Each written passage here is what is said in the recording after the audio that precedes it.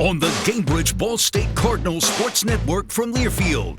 Welcome to Fast Break, a Ball State athletics podcast dedicated to the Cardinals women's basketball team. Presented by Gainbridge, here are your hosts, Dom Liacani and Sam Niger. Hey Cardinal fans, welcome back inside Fast Break, presented by Gainbridge, a podcast solely dedicated to the Ball State women's basketball team. My name is Dominic Liacani, and I'm riding solo today. Unfortunately, Sam Niger cannot join us. He is feeling a bit under the weather, so Sam, hopefully you're getting well soon, really quick, bud. But we've got a full slate here on episode number 2 of Fast Break. We're going to recap the first couple of games of the season for Ball State women's basketball, talk to the head man and head coach Brady Salley, had a really good chat with him earlier, and also preview the next couple of games coming up on this slate. But let's get right into it, and let's recap the first 2 games of the season for Ball State women's basketball. A 2-0 start for yet another straight season. The second consecutive year Ball State women's basketball has started 2-0, and it started last Monday with a win in the MAC Sun Belt Challenge against Old Dominion, 60-46. That final, Ball State defeating a team that was picked to finish 3rd in the Sun Belt Conference preseason poll. In that bowl game, the Cards opened up the contest with a nice 8-0 run.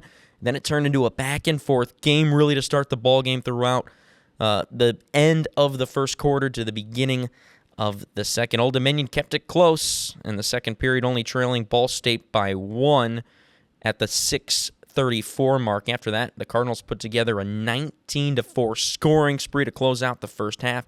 Things got a little chippy towards the middle of the second half, some techs on either team. Marie Kiefer did have a tech. Sydney Bolden also a technical foul. Mariah Clayton picking up a tech for ODU, but a physical back-and-forth game that the Cardinals ultimately able to hold on to. It was the largest margin of victory of any MAC Sun Belt Challenge game in round 1 this season. The Cardinals forced 24 turnovers, held ODU to just 25% shooting from the field, scored 38 points in the paint, did Ball State. Allie Becky led the scoring with 13 points on 5 of 12 shooting, 3 assists for Allie. Marie Kiefer had 11 rebounds and 4 blocks to her name. Some great debuts as well from Lachelle Austin and Elise Snuck, the 2 transfers who both had 11 points each. Then you look at Friday night, the second game of a doubleheader between the men's and women's basketball teams, and for the 6th consecutive season, the Cardinals played IU Indy, formerly known as IUPUI, and the Cardinals dominated the Jaguars 89-63 that final. Another hot start for the Cards really helped set the tone for this one. A 9-3 run to start the ball game, led by 21 points going into halftime, and the Cardinals shot 57% from the field alone in the second quarter. The Cardinals forced 26 turnovers in this one, scored 25 points off of those turnovers, dominated in the paint once again, 36-12 point paints in favor of the Cardinals. Once again, Allie Becky leads the scoring for a second straight night, 21 points, shot 50% from the field, 8 for 16, one of 5 Cardinals in double figures. Well, 6 if you include Brady's, what he likes to call Kentucky math, because there was a Cardinal that finished with 9 points as well. A really nice game from Zuri Ransom, the freshman, as well. Hit a couple of 3-pointers, 12 points off the bench for Zuri. You got to remember here, Cards fans, the Cardinals are starting 2-0 without their sharpshooting senior, Maddie Bischoff. You're missing almost 12 points a night from a year ago. She's been out with a day-to-day injury. Still no certain timetable on her return, but the Cardinals have just been able to topple their first 2 opponents without Maddie. That's a really good sign if you're a Ball State fan, and we hope to get her back really soon. All right, when we come back here on episode number 2 of Fast Break, a really nice conversation between myself and head coach Brady Salley. Don't go anywhere. It's Fast Break, presented by Gainbridge. Sometimes it's not the moment. It's the moment before the moment. The moment you make a choice. The moment you take control. The moment only you can own. Gainbridge lets you invest on your terms, so you're not only in charge of this moment, but all the moments to come. Start investing now at Gainbridge.io.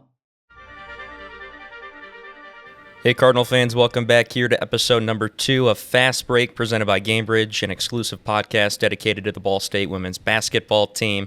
And now we are pleased to be joined by the head man. Head coach Brady Sallee joins us here on Fast Break. Coach, we finally got you. What's going on? It's a big-time podcast if you got me on it. That's all I know. So, no, excited that we're doing this, dedicated to our program. And, you know, women's basketball across the country right now is on such an uptick. And, you know, it's an exciting time as the season gets going. So thrilled that we can tell our stories here a little bit. Absolutely. Well, this team deserves the coverage, so we're absolutely thrilled to do this. But before we talk ball, I want to talk a little bit about you, because it wasn't just a busy off-season recruiting, but it was a busy off-season just in general for you and your family. First of all, congratulations on the contract extension through 2030.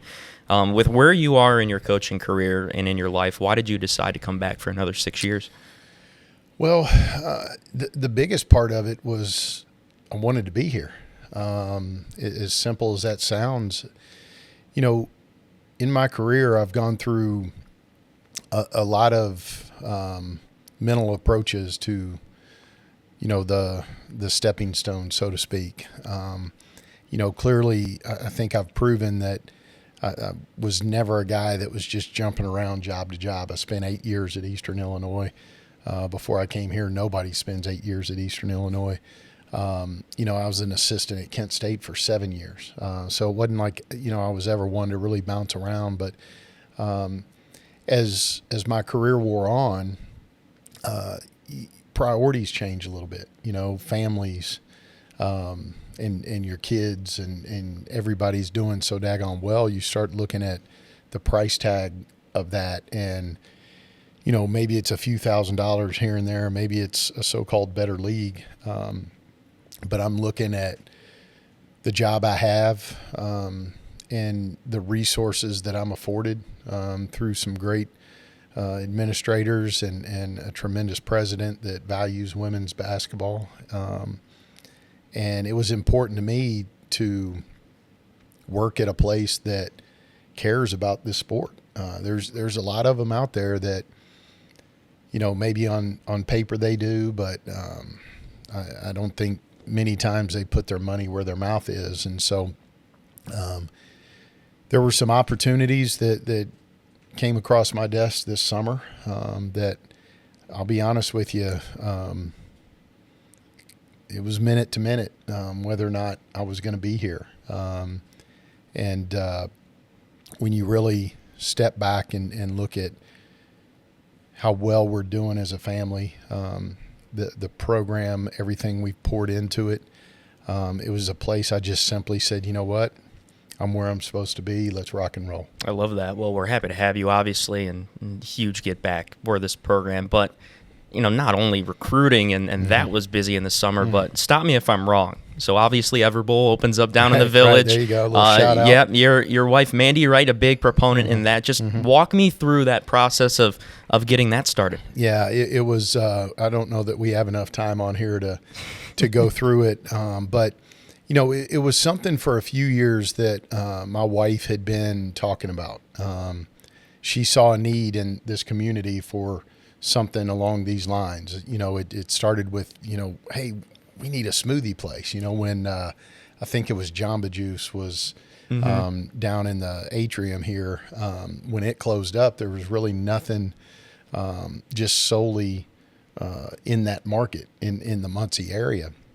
And we had looked at a couple different options, really not a franchise like we ended up with. And we looked at a couple mom and pop deals that had been successful in some other communities around here. But you know, when I'm a numbers guy, I was an economics major. So I start looking at the books of some of these places. I'm like, oh, that's not a good investment, you know?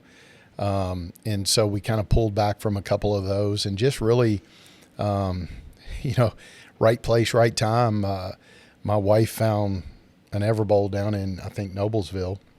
And she and my daughters would go down there just to get this stuff. I'd never had it before in my life. And then all of a sudden she's dragging friends down there. They're going, maybe it was an excuse to go shopping, I'm not sure, but they were going, and she ends up meeting the owner of the Noblesville Everbowl, Alex Yeater. And turns out he is in charge of opening stores east of the Mississippi. So it was just, he fell in our lap, and he was like, hey, if you're really serious about this, she strikes up a conversation with him. He goes, I'd love to come up and talk to you about it. And so that's really how the ball got rolling. Pretty quickly, we figured out we wanted to be in the village. We wanted to serve the university and the students, the faculty, along with Muncie, right? But it was important for us, to not necessarily go to McGalliard or not necessarily go to Tillotson, but to be available for the students. And we felt like that was the market that we really wanted to serve. And, outside of a little bit of banking that I've had to do, my wife has been a rock star. She's taken this thing, and she's doing great with it. And hopefully everybody in the community appreciates it and loves it as much as we love doing it. Well, it's absolutely fantastic. I've been there a couple times. I got to tell you, it's really good. Do you have a favorite thing you like to get from there? I bounce around. This will shock you, probably not. I'm fairly impatient. So when I go in there, you can build your own. Mm-hmm. Well, I'm not patient enough to sit there and chop through all I want this, I want this, I want this. So I'm, whatever's on the menu, I just go to give me that, give me that, give me that. So probably, the stuff with the peanut butter in it, mm-hmm. I tend to go that way a little bit.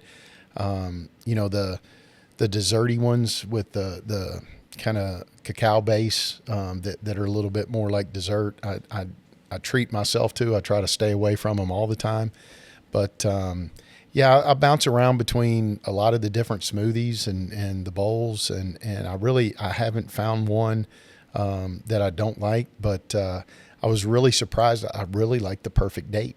Okay.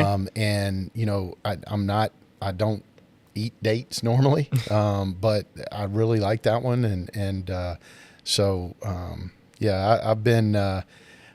I've been surprised how much I do like it, because it's kind of out of my comfort zone a little bit, but I think it goes to show you, if you go try something, then you never know. But it's definitely a good spot. Absolutely it is. Absolutely it is. Before we get into ball this year, mm-hmm. too, I want to talk about your journey a little bit here, just because I don't feel like it's either hasn't been covered enough in a while, or it hasn't been covered enough in general. You started out as a collegiate baseball player mm-hmm. at Thomas More, Division III level. Mm-hmm. How did you find yourself in this basketball coaching career? Was this something that you always wanted to do, or did it kind of stumble upon you? Where does this journey start for Brady Sally? Well, so growing up in Lexington, Kentucky, basketball was king, right? Mm-hmm. I was like, a lot of kids. I played all the sports just seasonally, right? I played baseball when it was baseball season, basketball when it was basketball season. But year round, I was out. My parents poured me a court out in the backyard, and I was out on that court, till all hours, just playing ball, no matter when it was, and used to stand back there pretending I was Kyle Macy, shooting the big free throw in the big game, and all those kind of things. Grew up with season tickets to. My grandmother had season tickets, and I always finagled my way into making sure I went to the Kentucky games, and. Just grew up in the 70s, and watching those teams win national championships, and the Joe Hall years, and then the Rick Pitino years, the Tubby Smith years, all that. Just been a big fan that way. So my dad coached me as a youngster on the basketball floor, and so that was something. I still love it. I've always loved it. It's just been part of who we are. As a family, and definitely part of who I am. And then, as I'm progressing through high school and those kind of things, baseball, I was just better at. And I wasn't great at either, but I was better at it. And I think my senior year, we won the state championship in baseball. And the momentum of that kind of pushed me into baseball in college. I couldn't have played basketball in college. I wasn't good enough, although I thought I was. But anyway, you know, I had a good run, you know, playing baseball and enjoyed it, and I could pitch well enough that, you know, I got a little bit of school taken care of, and got a great opportunity to play for a legend in baseball, Jim Connor. And, you know, there's buildings at Thomas More named after this guy, and he was a longtime Chicago Cubs scout, and I was fortunate enough to be a part of that. And like a lot of the guys that come and practice with us now at Thomas More, I think my first year, maybe my second year, they only had 6 or 7 girls on the basketball team. And so they needed guys to practice. So all of us as baseball players, we would go practice with them, you know, and we'd get done with lifting or conditioning in baseball, and we'd roll out on the court and we'd play. And so got involved with that part of it. And then as I got done with my baseball career at Thomas More, I still had 2 or 3 classes I needed to graduate. And the AD at the time afforded me the opportunity to help with the girls program, and they'd give me a stipend and help with school. And you know, so I thought, okay, I'll roll the balls out. I'll sweep the floors. I'll keep some stats, and it'll be great. Well, she's got me out recruiting. The head coach has got me, you know, recruiting. She's got me watching film and doing all the stuff. And I don't know what I'm doing, but, you know, I love it. I'm just hustling, you know. And so that first year, I started meeting people out on the recruiting trails, you know, and I met a guy that ended up hiring me at Kent State a few years later, but and is really my mentor in this game. And so I had some opportunities when I graduated to kind of go into the field and go into business a little bit and just grind that way. And I was working some basketball camps in the summer, and one of the assistant coaches at University of Kentucky, you know, small world, right? She comes up and she goes, "Hey, Brady, my former head coach at Idaho State University just called me, and he's got a position open. Doesn't pay a whole lot. He wants somebody that'll do all the recruiting. He doesn't want to mess with it."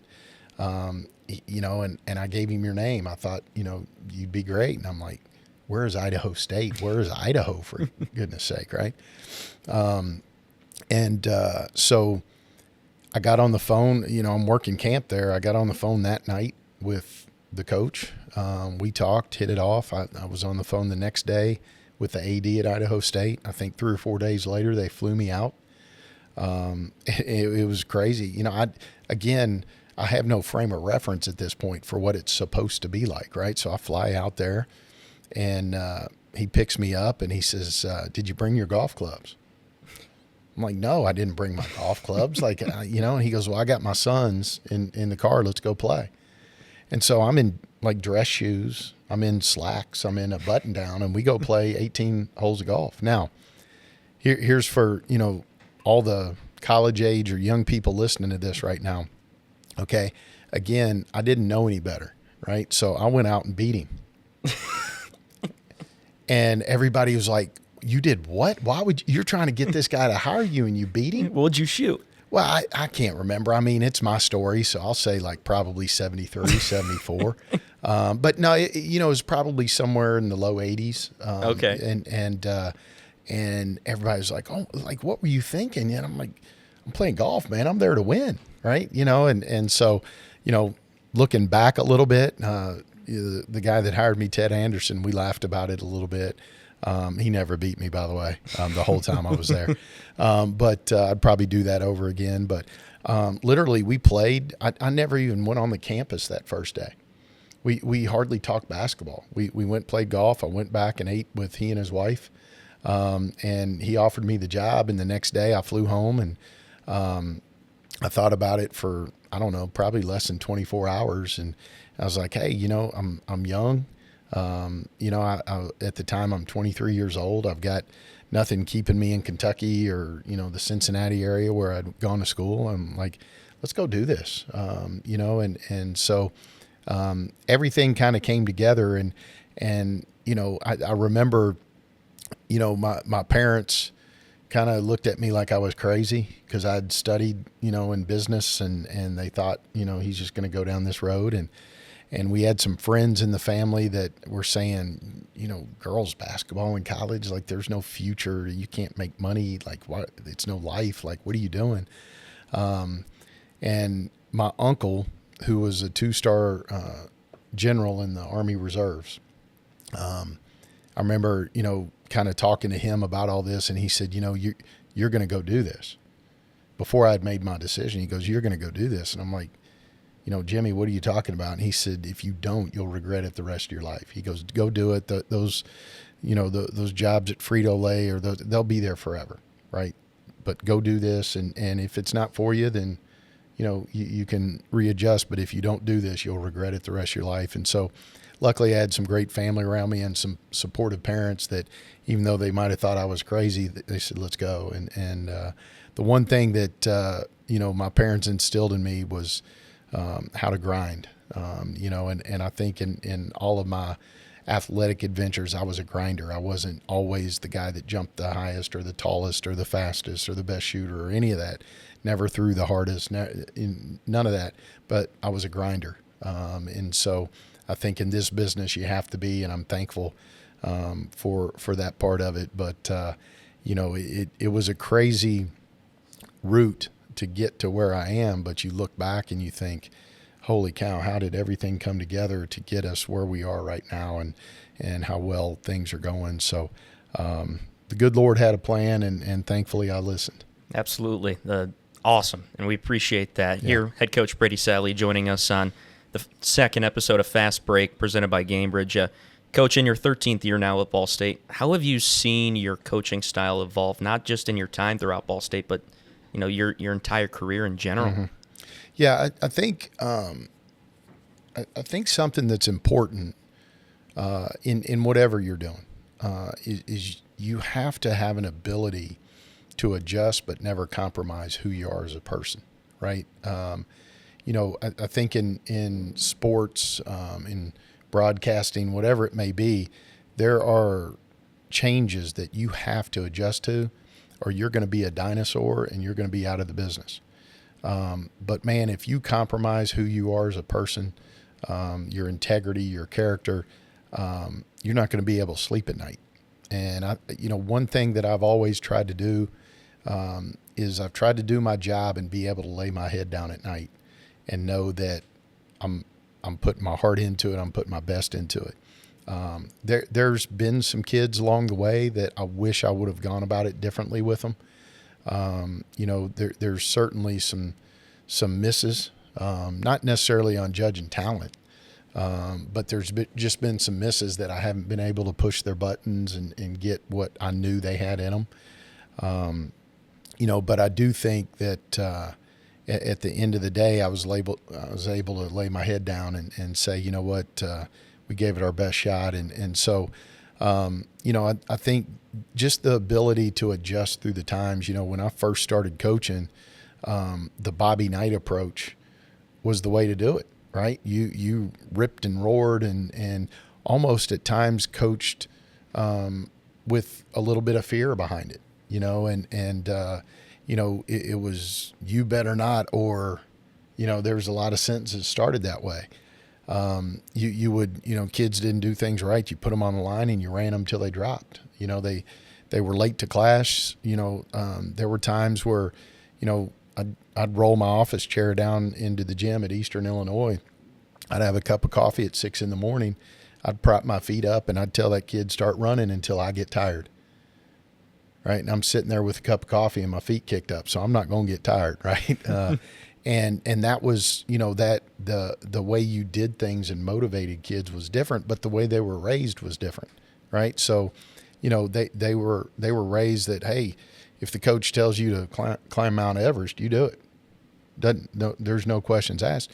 Well, you know, society's changed and you know, the way kids have been raised and the way you have to coach now is changed. And so, you know, we've had to adjust for the better, I think. I think I'm now a better coach than I was clearly 20 years ago or 25 years ago. And you've got to figure out how to push those buttons regardless of the year, regardless of the kid. And the way you push them has changed, but those kids still have the buttons that need to be pushed. And that's the part of it that I think we've been pretty good at through the years. Let's talk a little bit about this year's team specifically, because through the first 2 games against ODU and IU Indy, you're averaging 25 turnovers a game forced. Just what is different about this team compared to maybe other teams coming into a year that you've seen? Because the last couple of years I've just felt like the motor of this team has been really high, really, really good, intense, always physical basketball. Yeah. But when you look at this team coming in, what was different? Well, first of all, I think the decisions we made on how we built it was different. Starting back to the end of last season where we were disappointed and went home, a game too early in that conference tournament. We quickly started looking at, why did we lose that Kent State game in the semifinals? Why did we get beat at Toledo? Those were the 2 big ones. You look at the other losses at UConn, to Notre Dame. Okay, they're the Blue Bloods. The game we lost up at Northern Illinois, it was just one of those nights. We could not make a shot, and we got them. It was just one of those nights, and I feel like that game in and of itself might have helped in a weird sort of way. But you really look at that Toledo, that Kent State game where, I felt like we got beat at the rim, in the paint, in toughness categories, physicality. We were a team that, we'd press you full court and we needed to kind of play free and flow and all the stuff.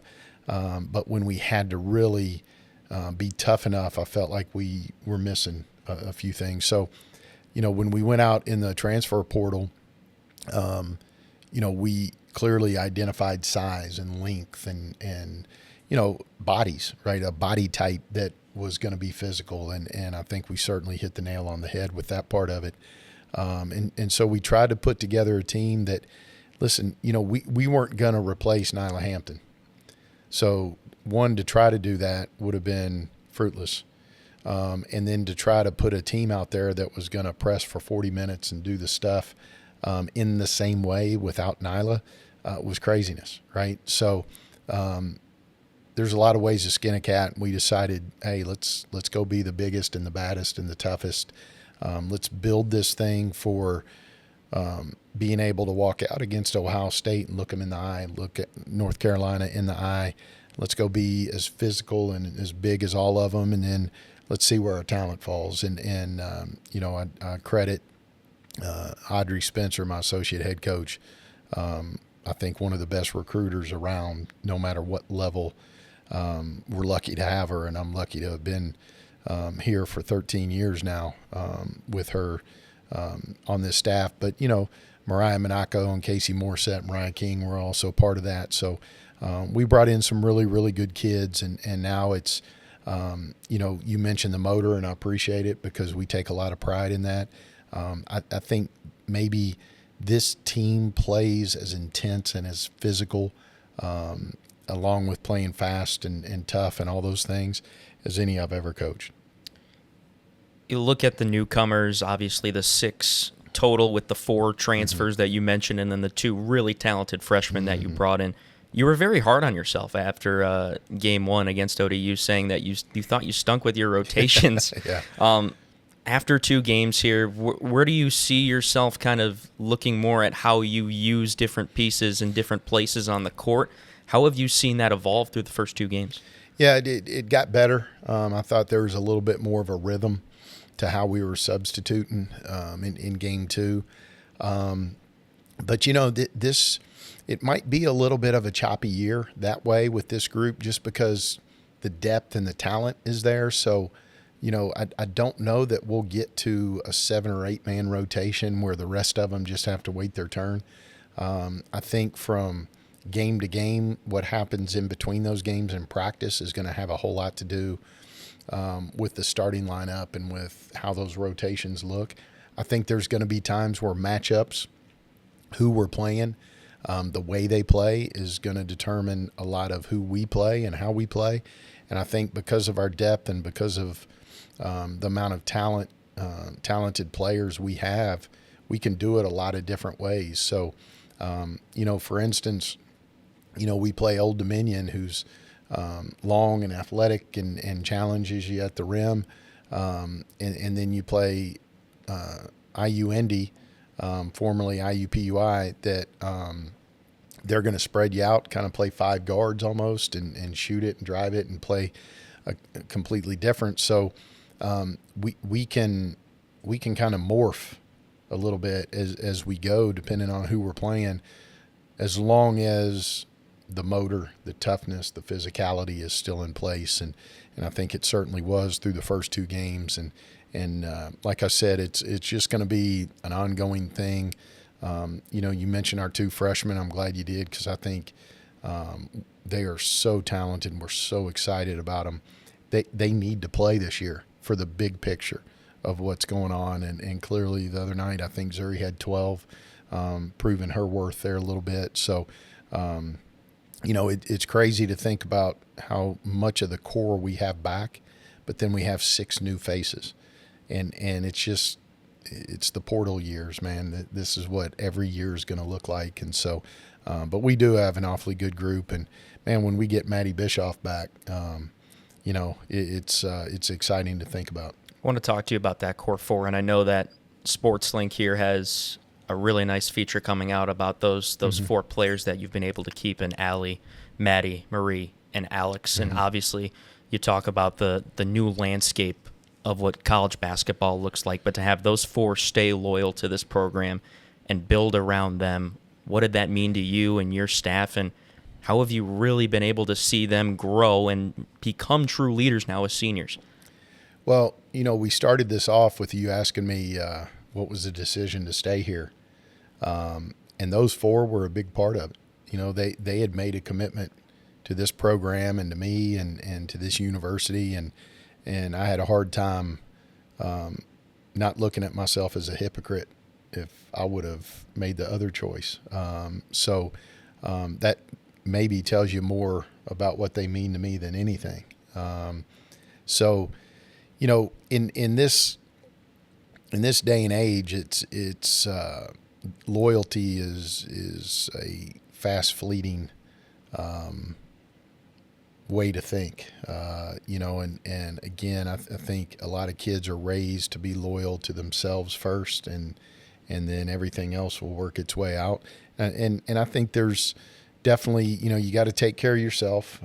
That's definitely something, but I think being loyal to something, I think helps your own self-worth. And so these kids, from the get-go, have been about Ball State.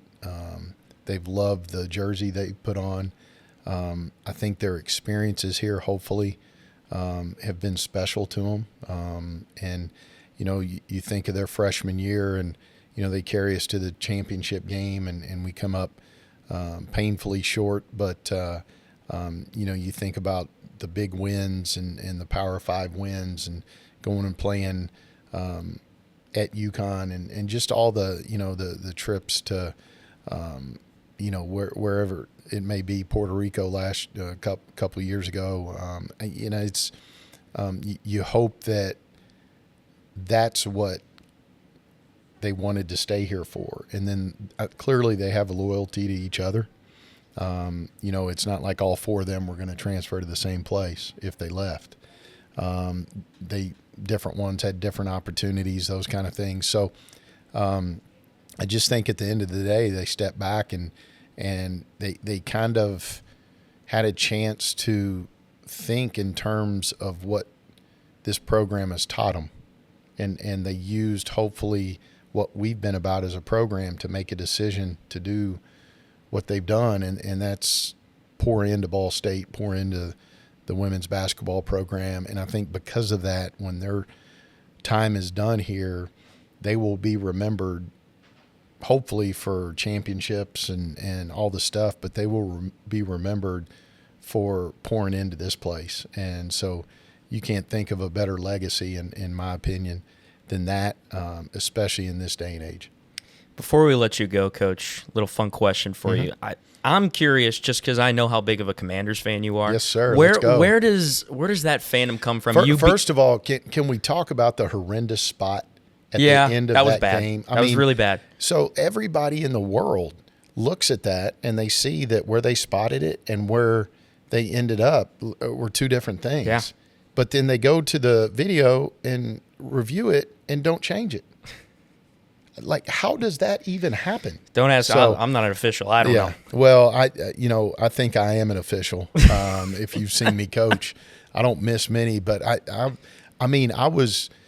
think I scared my family in that moment. I was so mad, screaming at the TV because I couldn't fathom how it's clearly different. You know it's different. Everybody watching it says it's different, and they go watch it and say, yeah, we're just going to keep it. So anyway, I'm sorry that I torpedoed your question there, but I'm still fired up about it, but I like where my Commanders are right now. Where does that fandom come from? Yeah. You being from Kentucky, right. all the way out in Washington? Yeah. Where does that come from? So when I was young, I think maybe around six years old, it was Thanksgiving. You know, the Cowboys and Redskins always played, right, on Thanksgiving. And so that particular Thanksgiving, I don't think I was feeling well, and I'm like, hey, I'm just going to go back to my room. And I had a little 13-inch black and white TV, and I turned it on. And, back then, I'm going to sound like I'm 90 years old, but, you had 3 stations, right? And so you watched the game that was on, and, and so turned it on. Of course, there it is. And I think the Cowboys were drilling the Redskins, and so I just started rooting for the underdog. I just started paying attention, and I don't even know who won that game. I can't tell you that the Redskins came back. That'd be a great story if it was. I can't even tell you any of the players that were there at that point. I just remember rooting for them. And so the next Sunday, I started paying attention to who they played and how they did, and it just built and built and built. And so since about 6 years old, that's been my team on Sunday. Growing up in Kentucky, you don't really have a team. A lot of people root for the Bengals, but I like the Bengals. But I just, Sunday after Sunday, I remember, Monday I'd pick up the paper and read about who won the NFL games, and I was always paying attention. And then the Theismann years, the John Riggins years, the Art Monk years. That was a lot of fun. The Joe Gibbs years, still probably, I think, in my opinion, the best NFL coach ever. Yeah, it was just one of those things. It was really organic. It's something inside of me, and I followed them through thick and thin. And Super Bowls are coming with Jaden Daniels as our QB. He looks good. I'm telling you, he's elite, and I think he's an elite thinker.